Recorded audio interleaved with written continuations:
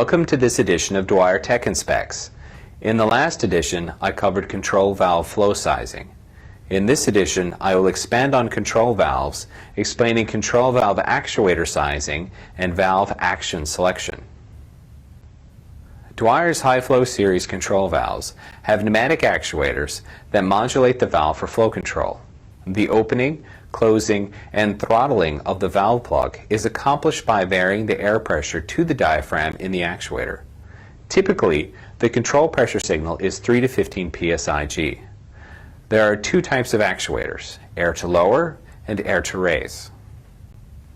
In air to lower actuators, as the pressure signal is increased, the diaphragm pushes down, moving the stem and plug down and compressing the range spring.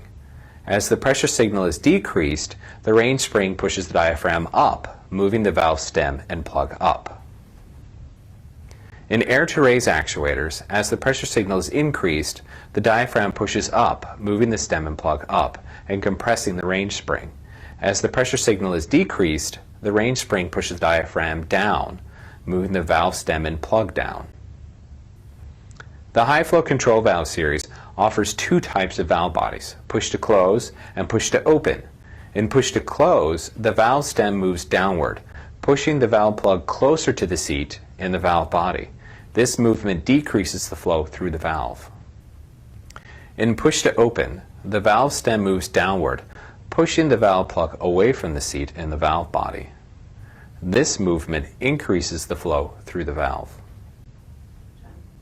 With the choice of actuators, air to raise or air to lower, and valve bodies, push to close or push to open, the proper action of the valve can be selected for the application, direct acting or reverse acting.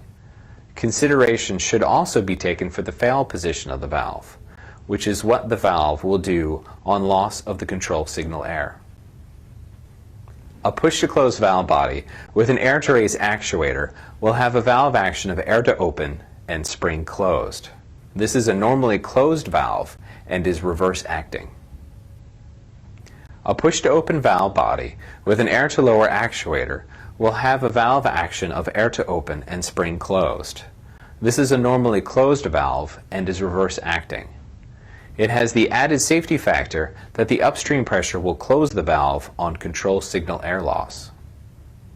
A push-to-open valve body with an air-to-raise actuator will have a valve action of air to close, spring open. This is a normally open valve and is direct acting. A push-to-close valve body with an air-to-lower actuator will have a valve action of air to close, spring open. This is a normally open valve and is direct acting. It has the added safety factor that the upstream pressure will open the valve on control signal air loss. The actuator must be sized to be large enough to shut off the valve against the system pressure on the valve plug. The high flow line comes in 3 actuator sizes with a variety of range spring sizes according to the shutoff pressure needed. Valve sizing charts on the Dwyer website and in the Dwyer catalog show the maximum shutoff pressure for each size valve with each size actuator. When ordering a valve, the maximum upstream pressure will need to be specified and the spring size is automatically chosen accordingly. The range spring has an operating range of shutoff pressures that it will operate with, and the actuator has an adjustment for field calibration for shutoff pressure within that spring range.